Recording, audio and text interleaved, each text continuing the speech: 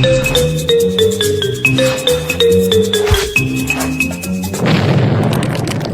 name is Joseph Bensmihen, affectionately known as JB, and I'm running for Florida's 22nd Congressional District. And JB, tell us a little bit about yourself and how you came to actually run for Congress. Okay. First of all, for the last 20 years, I've owned and operated a home health agency in the district. I've met several members of Congress in the past, and I've dealt with issues that affect small business, affect people with disabilities that are in business. I'm obviously pro-business, and I have a desire in the district to make things right for the people who live there. And I felt that after selling my business, I could do this right. The district is still kind of in flux. Broward, Palm Beach are big components. Tell us what you could bring to Broward voters that we haven't had, because we don't have any representation really if you're not, one of the special interests that the Democratic representatives support. So what I bring to Washington, or what I bring to the voters in District 22, is success. I live by a model that the only dumb question is the one you don't ask.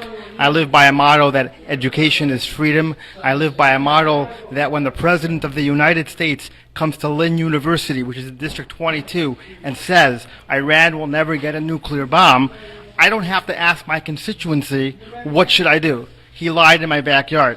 So I bring that to Washington. Right now, my real opponent is not Lois Frankel. I'm trying to make sure that I don't have a primary so that we can win this correctly.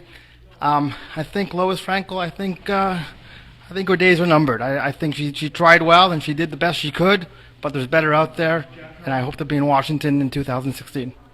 And you also have a foundation besides your business. Could you tell us a little bit about that? Sure, gladly.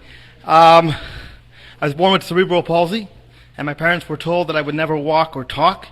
So I didn't know I was disabled till I was 12, and my father taught me at an early age that my success would be dependent on education. And his motto was education is freedom. So when he passed away suddenly, unexpectedly in 2000, I was a successful entrepreneur, and I've never been disabled. I've never been upset that I lived with a disability. People always say to me, well, you have cerebral palsy, you must be really upset. I'm like, no, I'm not disabled, I'm not upset. When my father passed away unexpectedly, it was hard for me to handle, and so to challenge my disappointment, I created a foundation that supports education. What's the name of the foundation? It's named after my father, the David Bensmihen Charitable Foundation. And what do you do in the foundation? What kind of projects do you do, and how do you help people? So the goal of the foundation really is that if someone has difficulty in paying for school books, or paying for tuition, or paying for task-oriented needs, the difference between success and failure sometimes is maybe $500, $1,000, whatever it is. And so the foundation is there to provide task-oriented goals for people who actually want to go to college or post-secondary education. You mentioned the Iranian deal and President Obama, and how going to take it you're going to oppose. You would oppose it if you were there right now. What other issues do you think are important when you get elected that you're going to have to deal with? Okay, well, there's in terms of foreign policy, the issue is you have to educate yourself. You have to understand what's at stake. You have to understand what it costs. I find it very, very disturbing that it was good enough for Anwar Sadat to make a 30-minute trip to Israel, but when the president went to Egypt in his first 100 days, he couldn't make the 30-minute trip. That mistake, and I repeat, that mistake caused us an enormous irreparable damage that we're facing today. So that first of all, I would make sure to visit my allies. From a domestic point of view, the issue is the president on Friday received a victory with the appellate court, and in 51 days from today, 26,000 people in my district will have to pay time and a half for caregiving services in their home. People are independent because they get help at home. You need a little bit of help to become independent.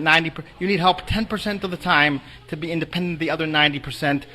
President Obama, through his own doing, by ignoring Congress, decided to make rid of something known as the companionship exemption. So again, my goal in going to Congress is to serve as a member of Congress and ask permission before I do something incorrectly. And if somebody wants to learn more about your campaign, JB, what's the best way to get in touch with you? The best way to get in touch with me is jbforcongress.com or to call our campaign office. The number's on the website at jbforcongress.com.